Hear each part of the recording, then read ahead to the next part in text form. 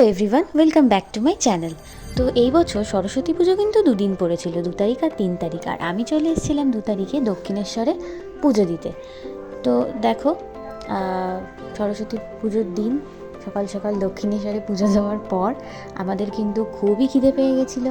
তো পেট পুজো করতে আমরা চলে গেছিলাম একটা হোটেলে। তো হোটেলে যাওয়ার পর আমরা অর্ডার দিয়েছিলাম গরম গরম হিঙের কচুরি আর ডাল, যেটা খেতে কিন্তু খুবই খুবই খুবই টেস্টি ছিল। এটা তোমরা রিয়াকশান দেখেই বুঝতে পারছো। আর তারপরে ছিল ঠান্ডা ঠান্ডা লাস্সি, যেটা খেয়ে কিন্তু আমাদের পেটটা আর মনটা দুটোই খুব ভরে গেছিলো। আর একটু কিছু খাওয়া দাওয়ার পর আমরা চলে এসেছিলাম একটুখানি ঘাটে। আর ঘাটে আমি একটুখানি শ্যুট করে নিয়েছিলাম। আর চারপাশে দেখছো অনেক লোকই কিন্তু সেদিন গেছিলো। আর এই কয়েকদিন কিন্তু তোমরা দেখেছো যে চারপাশটা কীরকম কুয়াশা ছিল।